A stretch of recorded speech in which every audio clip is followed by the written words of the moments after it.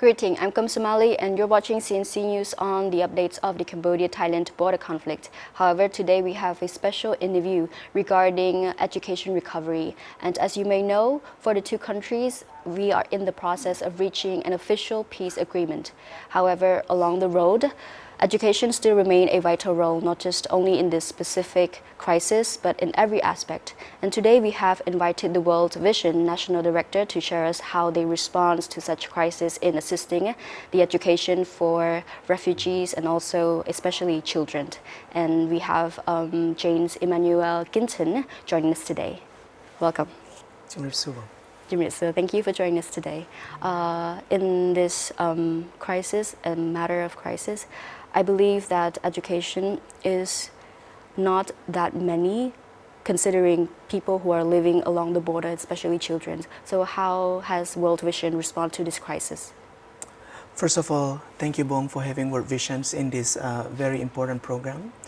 In responding to the border crisis, World Vision has deployed immediate emergency program to support affected communities and children.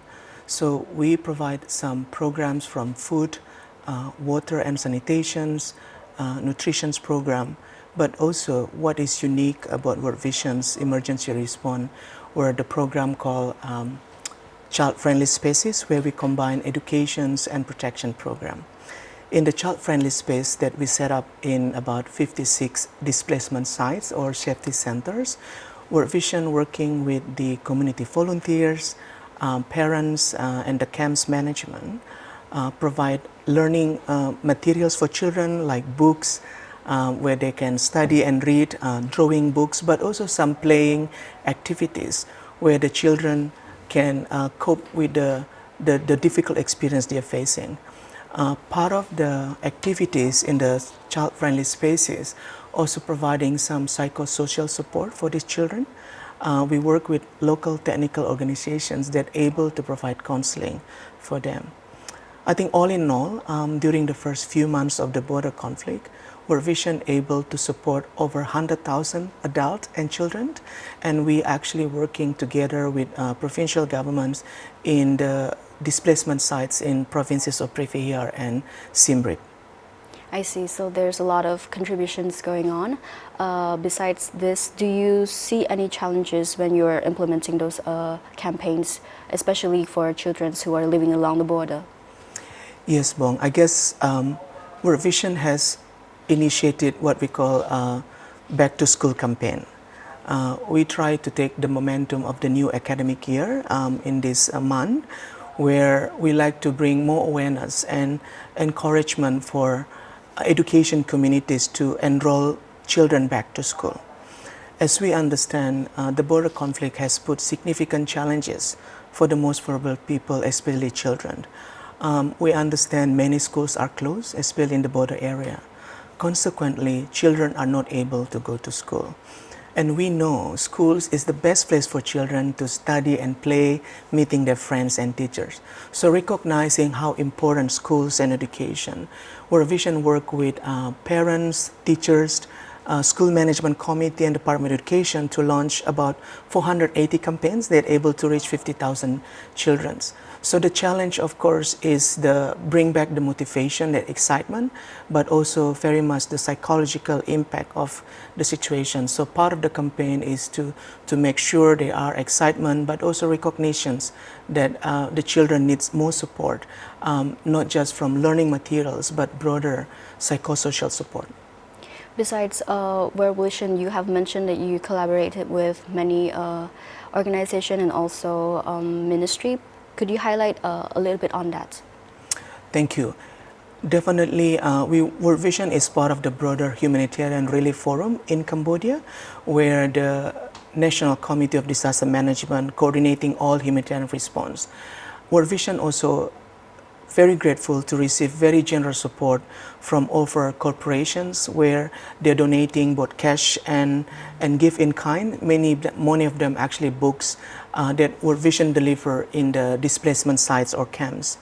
Of course, across the government ministry, as I mentioned, the National Committee for Disaster Management leading and coordinating humanitarian response, and we work with them at different level, at the national level, the provincial level, and the local level. In addition to that, we work closely with Ministry of Health in running the nutrition program for lactating mom and young infants, where we provide nutrition food and awareness raising on that. We also work, as I mentioned, Department of Education to make sure the temporary learning center in the child-friendly space able to help children to catch up some lessons, but also having some a good learning experience during the situations where they have to stay in these displacement camps. I see. So besides, I would want to highlight on the education sections about education recovery. How would you sustain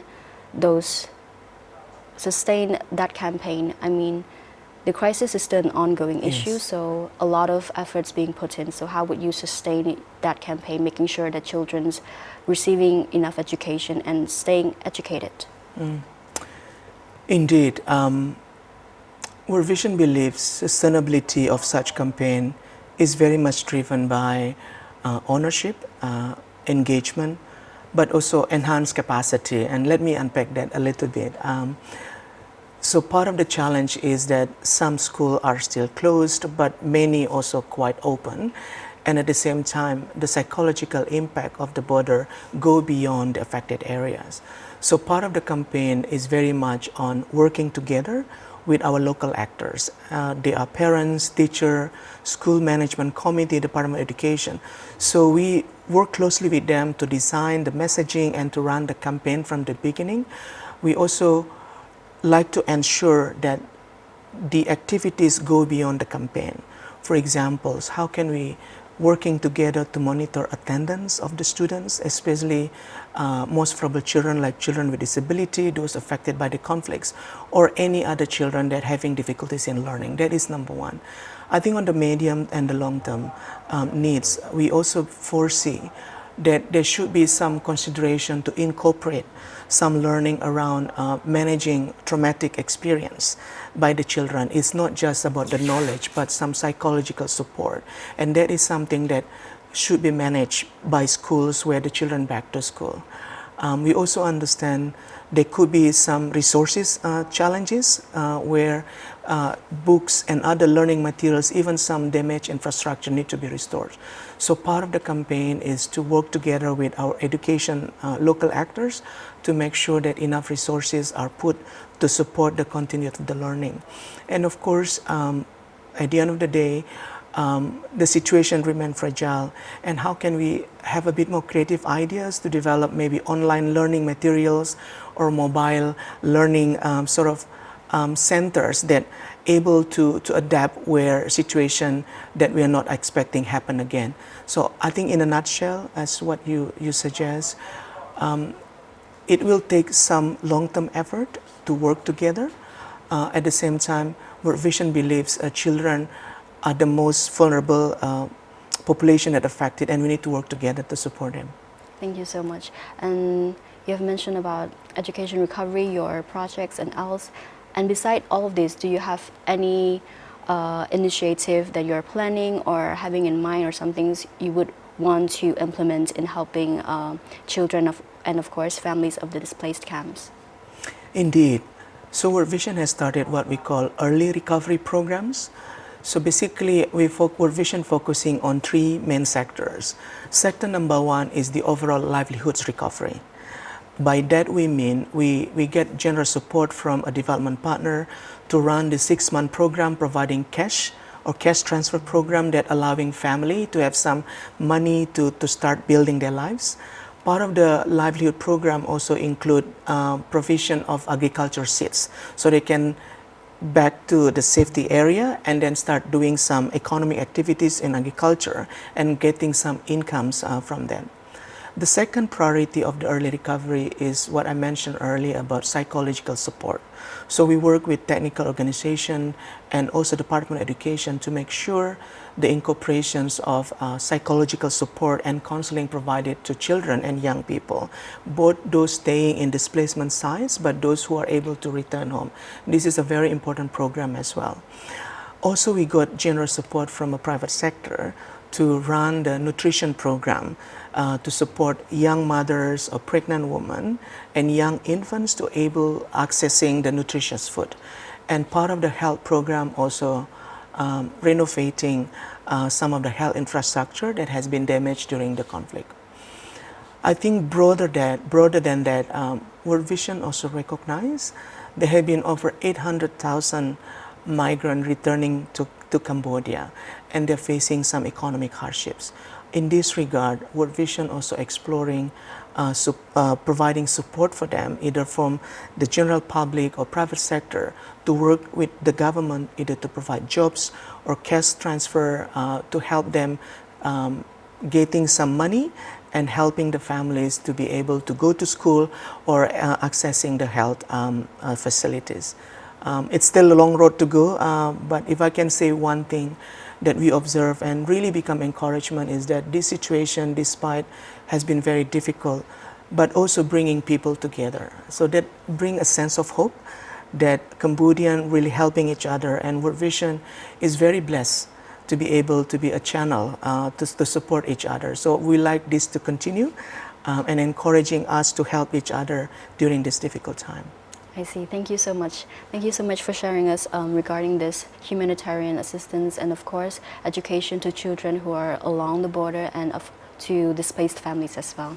So thank you so much again for joining us. And thank you so much for watching this interview regarding the Cambodia-Thailand border conflict. We will have more interviews regarding to this matter and more news regarding the updates of the Cambodia-Thailand border conflict as well. And from all of us, thank you for watching this interview. Thank you.